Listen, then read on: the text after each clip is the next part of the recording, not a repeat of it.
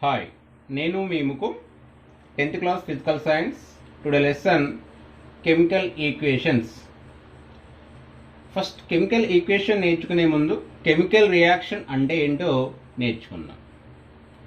Chemical reaction is a process in which new substances with new properties are formed.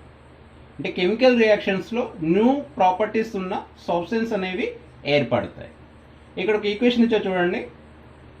రియాక్షన్లో జరగకముందు సబ్స్టెన్స్లోని atoms మధ్యలో ఉన్న bonds break అయిపోయి మళ్ళీ rearrangement చేసుకొని ఆ ఆటమ్స్ మధ్యలో న్యూ బాండ్స్ క్రియేట్ కావడం వలన న్యూ సబ్స్టెన్స్ అనేవి ఏర్పడతాయి. ఓకే, కెమికల్ రియాక్షన్ వర్డ్స్లలో మనం చెప్పాలి అంటే మెగ్నీషియం ఒక రిబ్బన్ తీసుకోండి, మన గాలిలో మండించండి, ఏం ఏర్పడుతుంది? మెగ్నీషియం ఆక్సైడ్ అనే ఒక పౌడర్ ఏర్పడుతుంది. దీని వాక్యంలో ఇలా చెప్తాం, మెగ్నీషియం రిబ్బన్ని గాలిలో మండించినప్పుడు మెగ్నీషియం ఆక్సైడ్ ఏర్పడుతుంది. సో ఇది ప్రతిసారి మనం ఇంత పెద్దగా రాయడం చాలా కష్టం కాబట్టి మనం ఏం చేస్తామంటే దాన్ని వర్డ్స్లలో రాద్దాం. మెగ్నీషియం ఎందులో కలుస్తుంది? ఆక్సిజన్తో కలుస్తుంది కదా. ఏం ఏర్పడుతుంది? మెగ్నీషియం ఆక్సైడ్ ఏర్పడుతుంది. అంటే షార్ట్గా రాస్తాం, అంటే వర్డ్స్లో ఉన్నదాన్ని షార్ట్గా రాస్తాం. అంటే ఇవి రెండు కలుస్తున్నాయి, ఇది ఏర్పడుతుంది అని చెప్పేసి. ఇక్కడ మనం ప్లస్ సింబల్ ఏంటంటే ఎన్ని పదార్థాలు కలుస్తున్నాయి, అంటే ఇక్కడ రెండు పదార్థాలు కలుస్తున్నాయి అని చెప్పడానికి ప్లస్ సింబల్. ఇక్కడ యారో మార్క్ ఏం చెప్తుంది అంటే న్యూ సబ్స్టెన్స్ ఏర్పడే డైరెక్షన్ లేదా కెమికల్ రియాక్షన్ యొక్క డైరెక్షన్ని యారో మార్క్ చూపెడుతుంది. సో ఇలా రాయడం కూడా చాలా కష్టంగా ఉంటుంది కాబట్టి దీన్ని సింబాలిక్గా ప్రజెంట్ చేయడం, అంటే సింబల్స్ ఆర్ ఫార్ములా తోటి ప్రజెంట్ చేయడాన్ని ఏమంటారంటే కెమికల్ ఈక్వేషన్ అంటారు. ఇక్కడ మెగ్నీషియం సింబల్ ఏంటిది? Mg. ఆక్సిజన్ సింబల్ O2 ఫార్ములా. నెక్స్ట్ ఇక్కడ magnesium oxide formula MgO. Okay, ఇక్కడ మెగ్నీషియం ఆక్సిజన్ తోటి రియాక్షన్ జరిగి మెగ్నీషియం ఆక్సైడ్ అనే న్యూ సబ్స్టెన్స్ ఏర్పడింది. ఇక్కడ మెగ్నీషియం ఆక్సైడ్ యొక్క ప్రాపర్టీస్ ఆక్సిజన్ అండ్ మెగ్నీషియం యొక్క ప్రాపర్టీస్కి డిఫరెంట్గా ఉంటుంది. అంటే ఈ రియాక్షన్లో జరగకముందు పదార్థాలు ఏవైతే ఉన్నాయో, సబ్స్టెన్స్ ఏవైతే ఉన్నాయో వాటి యొక్క ప్రాపర్టీస్కు దీని యొక్క ప్రాపర్టీస్ డిఫరెంట్గా ఉంటాయి. Okay right.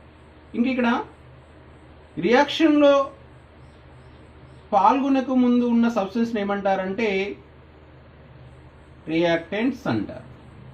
రియాక్షన్స్లో ఏర్పడ్డ న్యూ సబ్స్టెన్స్ ఏమంటారంటే ప్రోడక్ట్స్ అంటారు. మనకు ఎగ్జామ్లో ఇది కూడా అడుగుతాడు, ఈక్వేషన్ ఇచ్చేసి రియాక్టెంట్స్ ఏంటి, ప్రోడక్ట్స్ ఏంటి అని కూడా అడుగుతారు. ఇక్కడ మనకు ప్రోడక్ట్స్లో మనం ఒకటి కంటే ఎక్కువ సబ్స్టెన్స్ ఏర్పడ్డప్పుడు వాటిని మనం ప్లస్ సింబల్ తోటి మనం చూపించడం జరుగుతుంది. ఇది మనం ల్యాబొరేటరీలో తయారు చేసుకున్న ఒక కెమికల్ రియాక్షన్. సో అలానే కాకుండా మన నేచురల్గా డైలీ లైఫ్లో చాలా కెమికల్ రియాక్షన్స్ ఉంటాయి. అవి ఏంటి అంటే వాటంతట అవే నేచురల్గా జరుగుతుంటాయి. Storing of milk, next formation of curd, digestion of food, burning of fuels,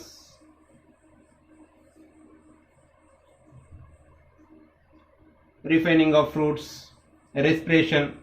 okay, ఒక రియాక్షన్ కెమికల్ రియాక్షనా కాదా మనము తెలుసుకోవాలి అంటే కెమికల్ రియాక్షన్కు కొన్ని స్పెషల్ క్యారెక్టరిస్టిక్స్ ఉంటాయి. అవి ఏంటో మనము తెలుసుకుందాం.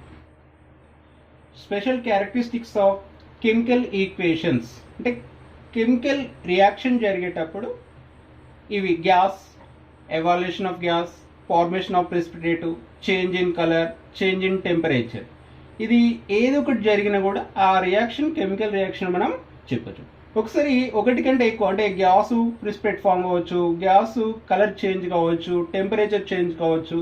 ఓకే, ఒక్కొక్క దాన్ని మనం స్టెప్ బై స్టెప్ ఎలా చూద్దాం ఈ రియాక్షన్స్ని. ఫస్ట్ ఎవాల్యుయేషన్ ఆఫ్ గ్యాస్ చూద్దాం. ఫస్ట్ ఒక మీరు టెస్ట్ ట్యూబ్ తీసుకోండి.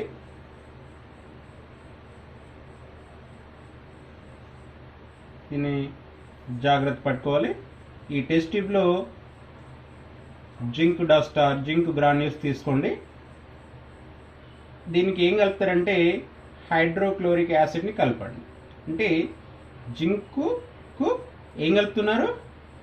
హైడ్రోక్లోరిక్ యాసిడ్ని కలుపుతున్నారు. కలిపినప్పుడు మనం ఇక్కడ అబ్జర్వ్ చేస్తే ఇందులో నుంచి సమ్ గ్యాస్ ఎవాల్వ్ అవుతుంటుంది, వెళ్ళిపడుతుంటుంది.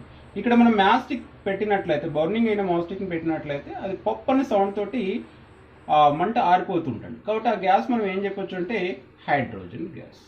తర్వాత ఇక్కడ ఒక సొల్యూషన్ ఫామ్ అవుతుంది కదా, ఆ సొల్యూషన్ ఏంటంటే జింక్ క్లోరైడ్, అదేవిధంగా హైడ్రోజన్ గ్యాస్.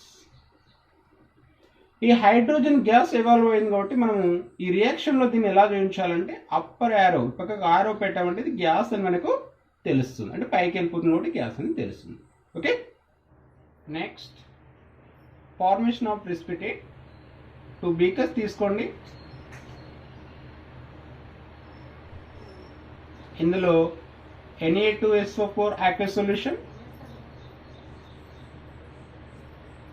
ఇందులో బేరియం క్లోరైడ్ యొక్క ఆక్వేస్ సొల్యూషన్. ఆక్వేస్ సొల్యూషన్ అంటే ఒక పదార్థాన్ని వాటర్లో కలిపినప్పుడు ఏర్పడే సొల్యూషన్ ఏమంటారంటే ఆక్వేస్ సొల్యూషన్ అంటారు. సో ఇప్పుడు ఒక టెస్ట్ ట్యూబ్ తీసుకోండి. టెస్ట్ ట్యూబ్లో సోడియం సల్ఫేట్ ఒక 10 ml తీసుకోండి. దీనికి బేరియం క్లోరైడ్ని యాడ్ చేయండి, ఒక 10 ml యాడ్ చేయండి. యాడ్ చేసి ఒక 10 minutes కదలకుండా పక్కకు ఉంచండి. ఉంచినప్పుడు మనకు కింద ఒక వైట్ కలర్ కరగనటువంటి సబ్స్టెన్స్ కనపడుతుంటుంది. డైల్యూట్ కాదు, ఇది డైల్యూట్ కాకుండా, సాల్యుబుల్ కాకుండా ఇక్కడ కరగనటువంటి పదార్థం ఉంటుంది. అంటే మనకు కెమికల్ రియాక్షన్లో కరగనటువంటి పదార్థం ఏదైతే సాలిడ్గా ఉంటుందో దాన్ని ప్రిసిపిటేట్ అంటాం.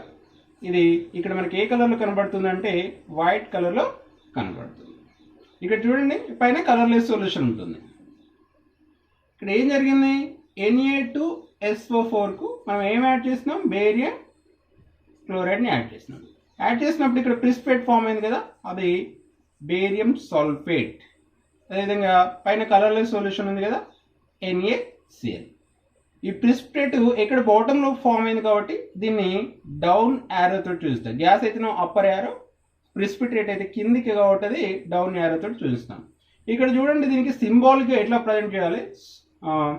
Na2SO4 ఆక్వేస్ సొల్యూషన్ కాబట్టి దీని యొక్క స్టేట్ కూడా రాద్దాం. బేరియం క్లోరైడ్ కూడా ఆక్వేస్ సొల్యూషన్ కాబట్టి AQ అంటే ఆక్వేస్ సొల్యూషన్. బేరియం సల్ఫేట్ సాలిడ్ కాబట్టి దీన్ని S తోటి. NaCl ఏంటంటే ఇది లిక్విడ్. సో ఈ విధంగా మనం వాటి యొక్క స్టేట్ కూడా రాయొచ్చు. Next change in colour. ఒక బీకర్లో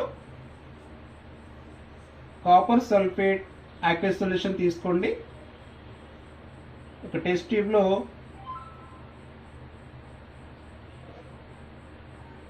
ఒక 10 or 20 ml తీసుకోండి. కాపర్ సల్ఫేట్ ఆక్వేస్ సొల్యూషన్ తీసుకొని ఇందులో మీరు ఏం చేస్తారంటే ఒక ఐరన్ నెయిల్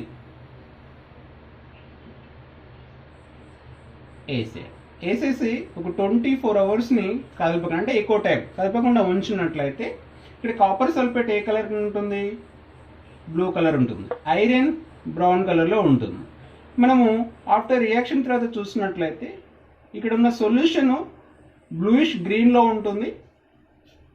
అదేవిధంగా ఈ నెయిల్ పైన మనకు బ్రౌన్ కలరు, అంటే రెడ్డిష్ బ్రౌన్ కలర్ కోటెడ్ ఏర్పడుతుంది. అక్కడ ఏం జరుగుతుంది అంటే కాపర్ సల్ఫేట్కు మనం ఇక్కడ ఏం చేసినాం?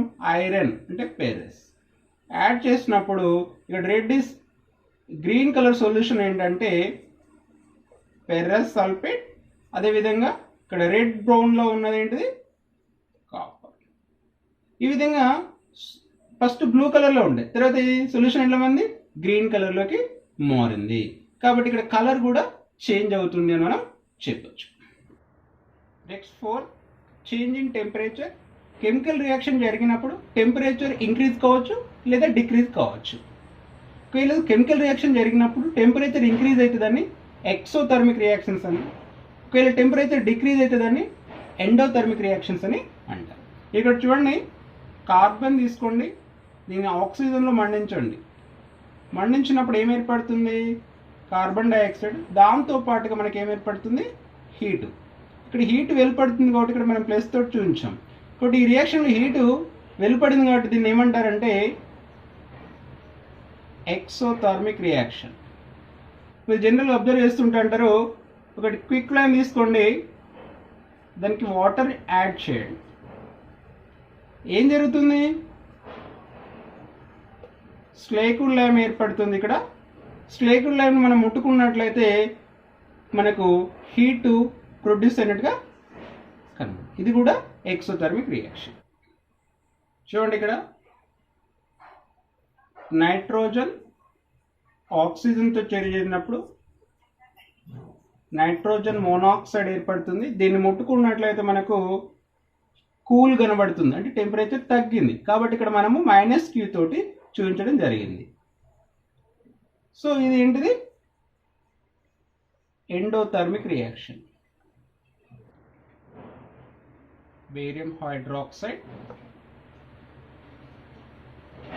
అమోనియా క్లోరైడ్ తీసుకున్నట్లయితే ఇక్కడ barium chloride, ammonia and water form అవుతుంది. మనం ఇది ముట్టుకున్నట్లయితే కూల్గా ఉంటుంది కాబట్టి ఇక్కడ -Q. సో ఇది కూడా మనకు ఎండోథర్మిక్ రియాక్షన్ చెప్పచ్చు. కొన్ని కండిషన్లు కూడా జరుగుతాయి. టెంపరేచర్ కానీ, ప్రెజర్ కానివ్వండి, ఎలక్ట్రాలిసిస్ ప్రాసెస్ కానీ, అవి రాసేటప్పుడు ఏంటంటే యారో మార్క్ పైన కానీ కింద కానీ మనం రాస్తాం. ఒకటి చూద్దాం, చూడండి, ఇక్కడ సిల్వర్ క్లోరైడ్ ఉంది. ఇది మనం సన్లైట్లో ఉంచినప్పుడు, అంటే ఇక్కడ సన్లైట్ తెలుస్తుంది ఇక్కడ మనకు, కాబట్టి ఇది సిల్వర్ అండ్ క్లోరిన్గా విడిపోతుంది. అంటే ఈ రియాక్షన్ ఎక్కడ జరిగింది? సన్లైట్ సమక్షంలో జరిగింది కాబట్టి యారో మార్క్ అయినా సన్లైట్ అని రాస్తాం. అదేవిధంగా మనము వాటర్ని ఎలక్ట్రోలసిస్ చేద్దాం. ఎలక్ట్రోలసిస్ చేసినప్పుడు ఇది వాటర్ అండ్ ఆక్సిజన్లో విడిపోతుంది. కాబట్టి ఈ ప్రాసెస్ ఇక్కడ ఏ ప్రాసెస్లో జరిగింది? ఇది ఎలక్ట్రోలసిస్ ప్రాసెస్ కాబట్టి మనకు, అంటే విద్యుత్ పంపించినప్పుడు, ఎలక్ట్రిసిటీ పంపించినప్పుడు మనకి జరిగింది కాబట్టి ఇలా రాస్తాం. ఇంకా అలా కాకుండా C2H4 catalyst, phosphorus pentoxide, temperature, pressure. So ఇంత టెంపరేచర్ దగ్గర, ఇంత ప్రెజర్ దగ్గర క్యాటలిస్ట్ సమక్షంలో మన మీథేన్ గుండా నీటి ఆవిరిని పంపించినప్పుడు ఏం ఏర్పడుతుందంటే C2H5OH ఇథైల్ ఆల్కహాల్ ఏర్పడుతుంది. అంటే ఈ విధంగా రియాక్షన్ జరిగేటప్పుడు ఈ రియాక్షన్ ఏ కండిషన్లో జరుగుతుంది, అంటే ఏ ప్రెజర్లో, ఏ టెంపరేచర్లో, ఏ క్యాటలిస్ట్ దగ్గర, దేని సమక్షంలో రియాక్షన్ జరుగుతుంది అనేది మనం యారో మార్గం చూపించినట్లయితే మనకి ఈజీగా తెలుస్తుంది. Okay, thank you. ఈ వీడియోని మీకు నచ్చినట్లయితే మరిన్ని వీడియోల కోసం నా ఛానల్ని సబ్స్క్రైబ్ చేయండి, లైక్ చేయండి. Thank you.